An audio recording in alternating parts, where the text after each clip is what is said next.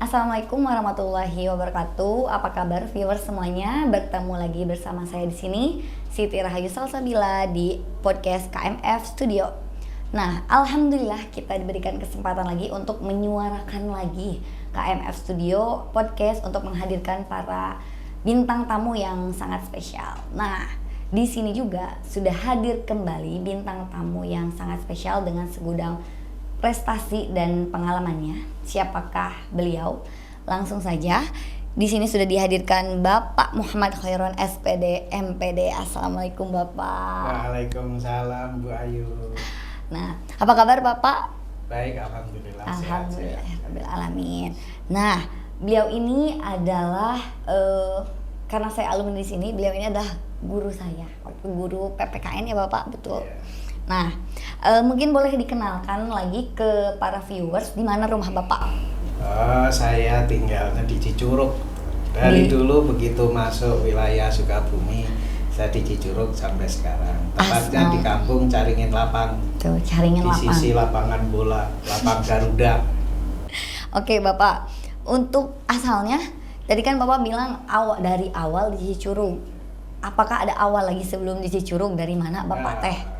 Karena saya aslinya kan dari sebuah desa kecil namanya Pancur. Pancur. Ya, dari desa Pancur, Kabupaten Rembang yang sering dikenal orang dengan Kota Garam. Gitu. Jadi kalau Mbak Ayu jalan-jalan ke saya akan banyak menikmati pantai yang indah-indah. Saya dari Kabupaten Rembang tepatnya. Baru ketika kuliah ya di Semarang. Baru kemudian dari Semarang berangkatlah ke sini, ke Cicurug. Cicurug. Ya. Jadi dari Rembang langsung ke Cicurug. Bukan, Rembang. Rembang, ya, Semarang. dari Semarang baru Cicurug. Tahun berapa itu Pak? Itu tahun 89 saya masuk Cicurug, Sukabumi. Ya. Namun ada kerasanan waktu itu, sehingga saya balik lagi. Dan Januari 90 kebetulan ketua yayasan SMK EK yang kebetul dulu itu menginginkan saya mengajar di situ, meminta saya untuk berkenan balik lagi ke Cicurug. Kemudian saya menyanggupi untuk part time. Kalau berarti di dunia pendidikan itu pertamanya Bapak di SMK EK Prasetya. Oke. Terus sejarahnya sampai akhirnya bisa di SMK 1 Cibadak itu gimana Pak? Kan demikian. Dulu saya masuk Cicurug itu sekaligus menyanggupi permintaan dari rekan-rekan karena sesuai dengan passion saya sebenarnya waktu itu sebagai jurnalis. Saya dari SMA udah gemar menulis. Kemudian sempat waktu kuliah sambil jualan majalah dan tabloid. Nah, saya lulus kemudian mengambil pilihan sebagai wartawan kebetulan untuk liputan DKI Jabar. Di samping itu saya diminta untuk membantu mengajar di SMK EK Prasetya. Nah, dari situ di perjalanannya 95 itu kebetulan ada beberapa event yang untuk pengembangan SMK khususnya di Sukabumi, kaitannya dengan dunia industri. Kemudian saya disitulah mempertemukan saya dengan Bapak pengawas SMK waktu itu, Bapak Yusuf Ahmad Supri yang kebetulan juga mantan kepala SMK 1 Cibadak ini. Di situ tahun 2003 kami diminta untuk mendaftar waktu itu tes guru bantu yang 2003-2007, kemudian diangkat dengan penempatan waktu itu di SMKN 1 Geger Pitung. Jadi di negerinya berarti pertama di Geger Bitung ya Pak? SMKN 1 Geger Bitung. Dari SMKN Geger Bitung sempat diperbantukan 1 tahun di SMKN Bojong Genteng. Bojong Genteng, oke. Dari situ kembali lagi ke Geger Bitung lagi. Karena harus akreditasi di Geger Bitung. Habis dari Geger Bitung selesai akreditasi, kami kemudian mutasi ke SMKN Cibadak ini pada tahun 2011. 2011 berarti Ayu kan 2012. Berarti Bapak baru 1 tahun di SMK 1 Cibadak. Sekarang kan 2022. Sekarang 2022 berarti udah 11 tahun di SMK 1. Tanpa terasa ada 11 tahun. Tanpa terasa. Perasaan baru 5 tahun kemarin. Oke, baik Bapak. Nah, berarti ini kan ya Pak ya, per Juli 2022 alhamdulillah Bapak diberikan tugas tambahan lah di SMK Negeri 1 Cibadak. Mungkin boleh dijelaskan sebagai apa? Kebetulan untuk mulai tahun pembelajaran 2022-2023 kami diminta dan dipercaya oleh Bapak Kepala Sekolah untuk membantu tugas-tugas beliau di bidang kehumasan atau hubungan kerjasama industri dan PPID, Pejabat Pengelola Informasi dan Dokumen. Itu merupakan bagian atau jabatan baru di SMK, khususnya mengingat SMK kita sudah meningkat ke status SMK PLUD. Jadi sudah seharusnya ada sistem, ada pejabat yang khusus menangani sistem pengelolaan tentang informasi dan dokumen. Nah, kalau berarti kan baru ya Pak ya di HKI ini. Mungkin boleh diceritakan lagi apa program intinya dari HKI ini? HKI ini sebenarnya memang baru bagi saya di sini, tapi sebenarnya bukan hal baru. Karena dulu ketika di SMK PK atau di Geger Bitung itu saya juga sempat duduk di Wakah HKI. Hanya di sana namanya Humas dan Hub Dudi. Kemudian di Geger Bitung juga sempat juga. Ya sebelum pindah ke sini 1 tahun terakhir itu juga sempat membantu di bidang itu. Hanya di Geger Bitung sebutannya masih di PKS waktu itu, pembantu kepala sekolah untuk bidang hubungan dunia kerja dan dunia industri. Gitu. Di sini kebetulan mulai tahun pembelajaran kemarin 2022-2023 tepatnya pada bulan Juli, saya diminta Pak Kepala Sekolah untuk membantu tugas-tugas beliau di bidang kehumasan, hubungan dan kerjasama industri dan pengelolaan informasi dan dokumen. Sebenarnya di HKI ini kalau boleh dibilang ya, kalau ditanya Mbak Ayu, broker. Intinya ini untuk apa ya? Kami membantu tugas kepala sekolah untuk membangun dan mengembangkan kerjasama dengan dunia industri dan dunia kerja. Mengingat SMK itu kiblatnya adalah dunia kerja dan dunia industri, karena kurikulum SMK itu kan ibaratnya demand driven, berorientasi kepada permintaan. Permintaan kita kan adanya di dunia industri dan dunia kerja. Baik dunia kerja formal dan informal. Mengingat 3 tujuan utama dari output kita itu kan untuk menghasilkan tamatan yang siap bekerja, lalu siap melanjutkan ataupun siap berwirausaha. Disitulah maka kita perlu menjalin hubungan yang kerjasama dengan yang intim dengan dunia usaha dan dunia kerja. Disitulah diperlukan satu komponen penting untuk mendukung tugas kepala sekolah dalam membangun hubungan dan kerjasama dengan industri. Mungkin boleh disebutkan beberapa dunia industri yang sudah bekerja sama dengan SMK 1 Cibadak, ada apa saja di antaranya Pak? Sebenarnya kerjasama yang sudah dirintis oleh SMKN 1 Cibadak dalam kurun waktu yang sudah cukup lama, nggak kehitung lagi kalau disebutkan satu persatu di sini.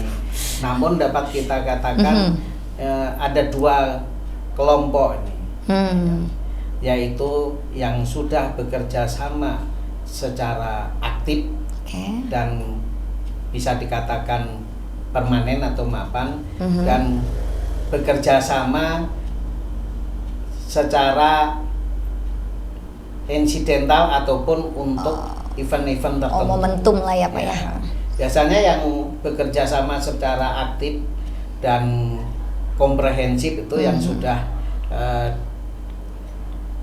melakukan perjanjian kerjasama yang tertuang dalam sebuah MOU. Gitu. Kalau yang kerjasama yang insidental tadi, insidental atau event-event tertentu, atau boleh dikatakan kerjasama namun masih pasif, ya kan? Itu biasanya melalui permohonan dan untuk terus diupayakan kalau bisa nanti yang tadinya kerjasama secara parsial bisa nanti kita jalin kerjasama yang lebih komprehensif dengan sebuah ikatan yang berbentuk Memorial of Understanding atau MOU. Nah, jadi viewers banyak, nggak bisa disebutin satu-satu. Nggak bisa disebutkan, terlalu banyak. Terlalu banyak. Nggak cukup di video.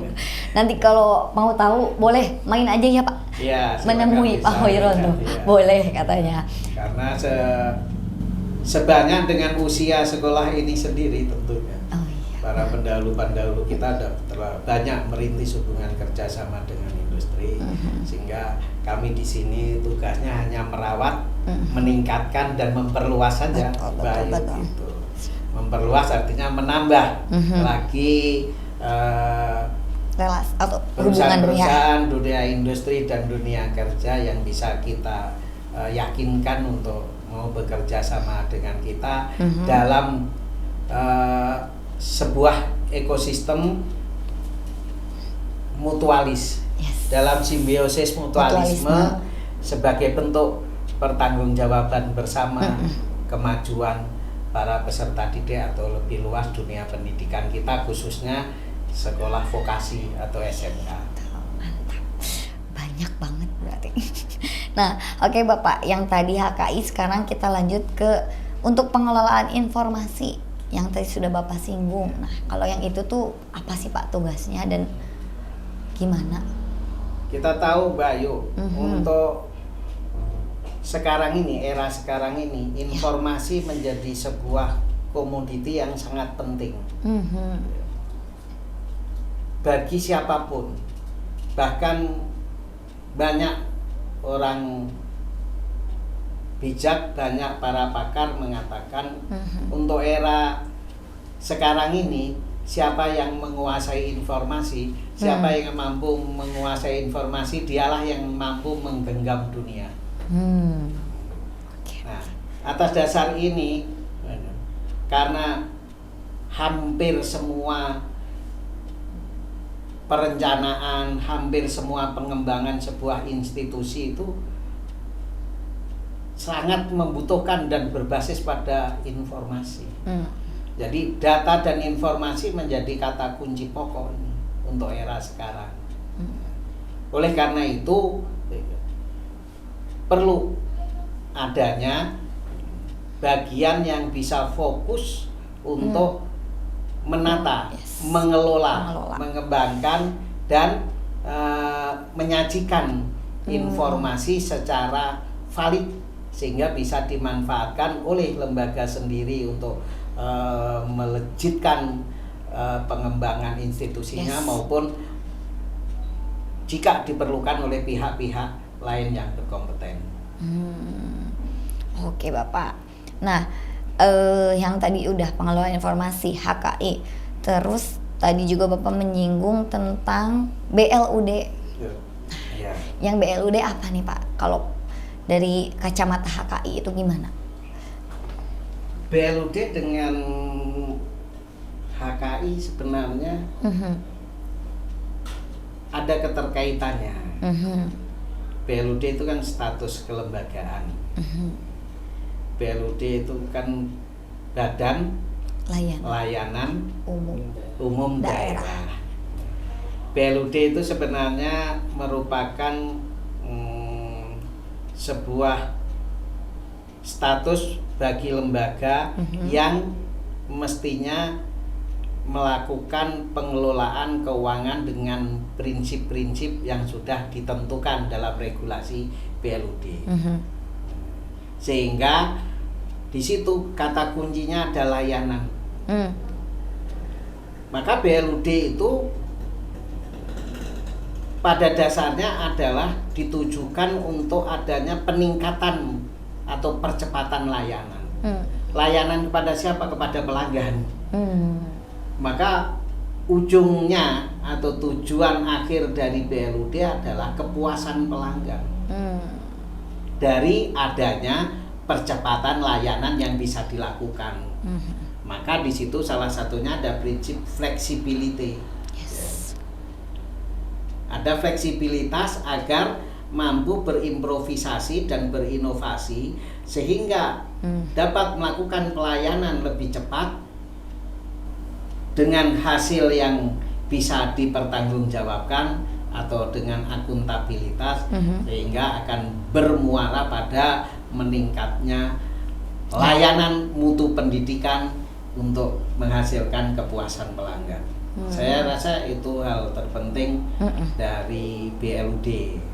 Adapun HKI, ya tugasnya adalah mendukung BLUD ini dalam melakukan kerjasama maupun komunikasi dengan pihak-pihak terkait, baik internal maupun eksternal.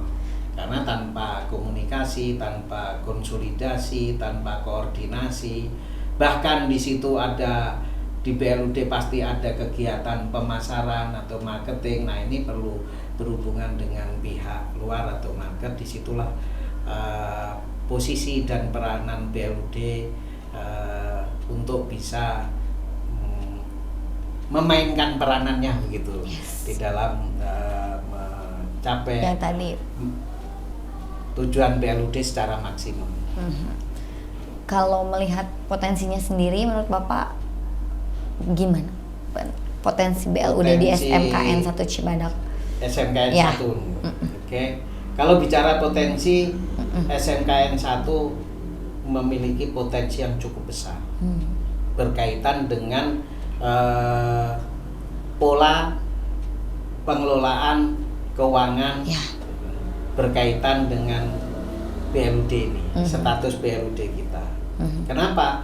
Kita tahu kita memiliki 2 sumber daya yang cukup untuk bisa dikelola secara maksimal, yaitu sumber daya manusia. Kita memiliki jumlah siswa yang cukup banyak, jumlah tenaga pendidik cukup banyak, didukung oleh teknisi, administrasi dan seterusnya juga jumlahnya cukup banyak. Kemudian sumber daya alamnya juga cukup besar juga kita dengan menempati lahan hampir 11 hektar. Ini merupakan sumber daya alam yang bukan kaleng-kaleng lagi sedikit. Kalau saya minjem bahasa. Dan tidak hanya sekedar luas, di situ tanah subur. Belum kita komponen-komponen lain seperti kalau peralatan mesin-mesin kita cukup banyak. Itu bisa diberdayakan untuk produktivitas yang lebih tinggi lagi. Dengan demikian, jika kita mampu mendirijeni 2 sumber daya yang cukup besar ini, maka akan menghasilkan produktivitas yang tinggi. Ketika menghasilkan produktivitas tinggi, maka di situ saya optimis dan yakin kalau ini benar-benar kita bisa konsisten mengelola ini, maka saya yakin nanti kita bisa lebih cepat menuju SMK mandiri. Jadi nanti kita tidak tidak hanya menggantungkan sumber pembiayaan dari APBN maupun APBD. Ya, maupun dari orang tua siswa lewat komite. Bahkan nanti kalau perlu kita tidak butuh itu dari sumbangan orang tua lewat komite. Ketika kita bisa mengoptimalkan sistem pengelolaan keuangan dan bisa mengelola segala sumber daya alam yang kita miliki maupun sumber daya manusianya yang kita miliki, maka saya yakin itu akan menghasilkan produktivitas yang tidak kecil, yang didukung dengan kerjasama dengan pihak luar, maka kita akan bisa membiayai seluruh kegiatan pengembangan sekolah ini menuju SMK Mandiri. Nah Pak, kalau SMK Mandiri ini apakah level lanjutannya dari SMK PK atau gimana nih Pak SMK Mandiri? Sebenarnya SMK itu memang ada beberapa. Yang paling paripurna ya Mandiri, di mana SMK itu mampu, mampu berlari dengan pembiayaannya sendiri. Bukan sekedar mampu membiayai tapi nggak mampu berlari, tapi ini mampu berlari dengan biaya sendiri. Nah ini yang penting dari SMK Mandiri. Sehingga dengan SMK Mandiri problem-problem kekurangan pembiayaan yang harus minta sumbangan dari orang tua murid itu bisa terjawab dengan terselesaikan step BLUD tadi apabila berhasil dilaksanakan dengan baik. Oke Bapak. Nah kalau untuk SMK PK ya Pak ya, kemarin kan kita baru ini ya Pak ya, SMK PK. Iya, SMK PK lanjutan. Kita udah tahun kedua. Nah kalau SMK PK itu apa sih Pak? Bisa SMK dijelaskan? PK itu sebenarnya kan berawal dari dulu itu yang disebut Center of Excellence. Jadi SMA COE, Center of Excellence. Jadi pusat keunggulan, hanya bedanya kalau SMK COE sebelumnya itu hanya untuk satu jurusan tertentu yang diunggulkan gitu. Sementara kalau SMK PK berarti ya semua jurusan yang program keahlian yang sekarang namanya program keahlian yang ada di SMK itu semuanya merupakan pusat-pusat keunggulan. Kalau meningkat ke level berikutnya kita itu SMK PK seperti kita sekarang ada SMK PK dengan pemadanan dukungan industri. Betul. Nah ini sudah melibatkan secara aktif industri. Kalau SMK PK kita masih belum, pembiayaannya itu belum ada dukungan dari industri. Masih murni dari pemerintah. Itu beda yang sangat pokok. Kalau SMK PK dengan SMK PK pemadanan dukungan industri itu di situ sumber pembiayaannya ada dua, dari peran serta industri dan dari pemerintah. Nah, kalau apa yang melatar belakangi kenapa SMK kita bisa menjadi SMK PK? Ya karena sebelumnya kita masuk dalam kategori yang SMK COE Center of Excellence. Dari Center of Excellence itulah kemudian yang di SK-kan menjadi SMK PK. SMK PK berhasil, dia bisa lanjut seperti kita sekarang di SMK PK dengan pemadanan dukungan industri. Jadi sejauh ini perkembangannya berangkat dari karena memenuhi kriteria yang sekolah yang COE tadi ya Pak ya. Terus kita sebagai SMK PK, terus sekarang kita ada di tahap SMK PK lanjutan. Ya, kita udah tahun kedua. Kebetulan kita sudah didukung dengan pemadanan industri. Sehingga dari sini industri ikut terlibat aktif dalam pengembangan pusat-pusat keunggulan kita. R&D, sehingga nanti kita diharapkan bisa menghasilkan produk-produk unggulan juga yang berstandar industri.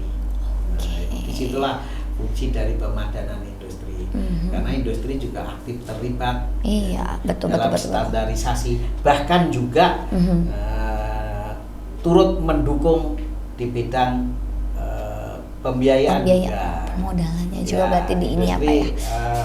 Juga turut mendukung di bidang pembiayaan juga. Tentunya ya itu hasil dari seberapa jauh kita bisa menjalin kerjasama dan meyakinkan pihak diduga betul. Dunia usaha serta dunia kerja. Alhamdulillah, berarti sangat banyak ya SMK kita ini mendapatkan titelnya SMK PK, terus ada juga lanjut ke PK lanjutan di tahun kedua, terus kita juga sekarang berstatus BLUD ya Pak ya? Yeah. Oke, nah untuk HKI sendiri tadi sudah dijelaskan juga, sudah banyak diduka yang bekerja sama dengan sekolah kita dan tidak bisa sampai disebutkan ada berapa banyaknya. Nah Bapak, selanjutnya harapan untuk siswa-siswi SMKN 1 Cibadak, tentunya dari kacamata HKI itu apa sih Pak harapannya? Ya, harapan kami tentunya para peserta didik kami mampu mengembangkan dan menyiapkan dirinya sesuai dengan tujuan yang dicita-citakan. Ketika dia nanti melanjutkan, maka dia harus mampu menyiapkan, membekali dirinya sesuai tuntutan dan standar perguruan tinggi atau dunia pendidikan lanjutan bagi mereka. Kalau yang dia passionnya mau bekerja, berarti dia harus mampu menyiapkan dan mengembangkan dirinya sesuai tuntutan dunia industri dan dunia kerja. Adapun yang passion mereka nanti setelah lulus itu ingin menjadi juragan atau menjadi seorang wirausahawan, gitu ya. Maka dia harus mampu menyiapkan dan mengembangkan dirinya sesuai standar dunia wirausaha atau entrepreneurship. Dia harus punya kemampuan entrepreneurship yang minimal ada 3 itu. Memiliki technological skill, managerial skill, dan organization skill. Itu yang harus disiapkan oleh anak-anak. Gitu. Karena status ini kan sebenarnya di samping di satu sisi itu merupakan anugerah, di sisi lain ini sebuah challenge, tantangan, sebuah tuntutan. Jangan sampai kita hanya SMK PK, tapi anak-anak kita tidak mampu, ya kan, muncul sebagai bibit-bibit unggul, gitu. Baik unggul nanti mau melanjutkan, unggul mau bekerja, dan unggul sebagai seorang entrepreneur, seorang entrepreneur atau seorang wirausahawan. Jadi di situ kuncinya. Begitu pula dari sisi para tenaga pendidik juga sama. Betul, kita sama-sama di sini. Oleh karena itu kita harus solid di sini dengan satu visi yang sama, sehingga arah akselerasi kita akan sama, yaitu mewujudkan keunggulan di berbagai sisi dari kita. Oke Bapak, harapan untuk sekolah kita ke depannya. Harapan untuk sekolah ya sebenarnya sama dengan harapan kita semua, seperti tertuang di dalam visi dan tujuan sekolah. Semua komponen di sini harus paham betul visinya, dan semua bergerak sesuai pencapaian visi tersebut.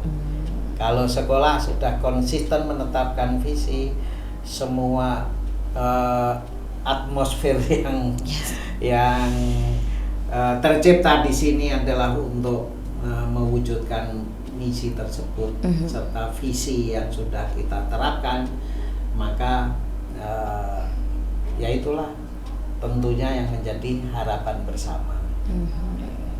Karena kalau harapan ini tidak sejalan dengan visi berbeda-beda, maka kita akan sulit mencapai tujuan.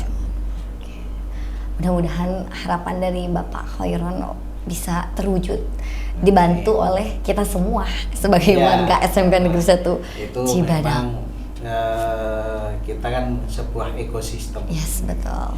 Ekosistem itu bahkan ada tidak hanya hubungan antar komponen ekosistem, dia juga dengan ekosistem di luar kita juga. Ekosistem di luar SMK Negeri 1 Cibadak. Setiap ekosistem dia berhubungan dengan ekosistem lainnya. Betul. Seperti sebuah sistem, dia juga berhubungan atau terkait dengan sistem yang lain. Sama, Bayu. Baik Bapak, nah terakhir ada games untuk Bapak. Jadi nanti gamesnya ini saya akan menyebutkan satu kata. Ayo. Dan Bapak harus merespon cepat. Iya. Satu kata juga. Iya. Oke. Kata yang pertama HKI. HKI penting. HKI penting. Oke, satu kata. Betul. Kedua, menulis. Perlu kecerdasan. Satu kata. Cerdas. Menulis cerdas. Oke. Terakhir, SMP 1 Cibadak. Oke. SMS 1 Cibadak. Oke, baik Bapak, terima kasih atas waktu dan kesempatannya sudah hadir di studio menemani viewers KMF Studio. Semoga setelah tadi kita mendengar beberapa informasi dan penjelasan dari Bapak, kita mendapatkan manfaat dan balik lagi tadi apa yang sudah menjadi harapan dari Bapak, mudah-mudahan bisa terwujud dan terlaksana ke depannya. Amin. Oke Bapak, terima kasih sekali lagi saya ucapkan.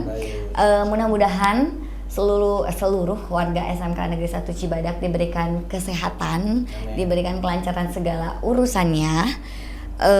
Terima kasih sekali lagi ya Bapak ya.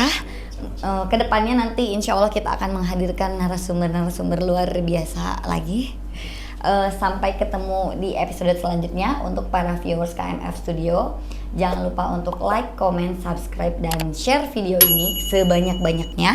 Sampai bertemu di episode selanjutnya. Saya pamit undur diri. Terima kasih. Assalamualaikum warahmatullahi wabarakatuh. Bye.